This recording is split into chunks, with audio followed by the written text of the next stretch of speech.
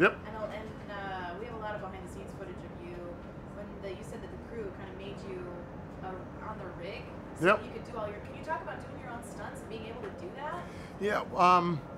You know, so they first they were telling me that they got a stunt double to do any scenes. I'm like, oh, why can't I do them? And so I'm like, I wanted to do them and at least give it a try.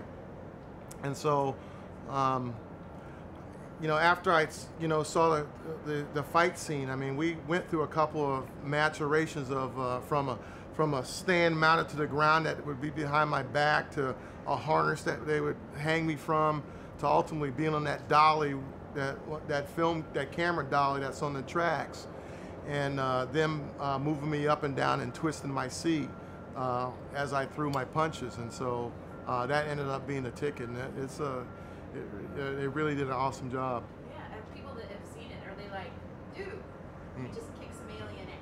Yeah, you know what? That's right. Yeah. So something I'm incredibly proud of, because those guys really they made me out to be made me out to be a stud or something. So and I'm not. No, you are kind of a stud.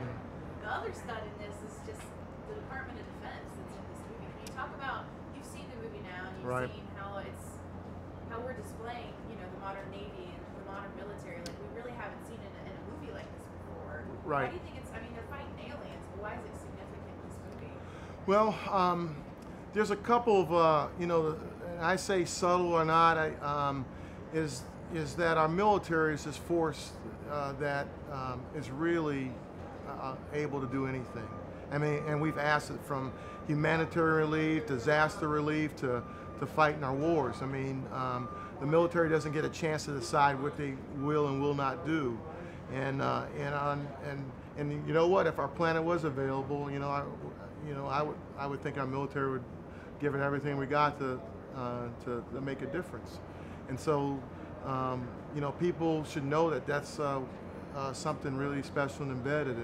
And what Pete does an awesome job is really just linking a few generations of folks that have served, from the old salts going back to Korea to those that are currently in active duty, and even putting a little Army soldier in there like myself. I represent the whole Army, so it's really neat. And so what it does is it really makes the movie authentic.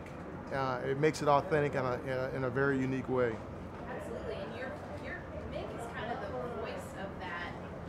Your character's just never, ever. There's aliens. You're never afraid of anything, and you're kind of the voice of that power. Can you talk about your character and what you feel like he brings on screen?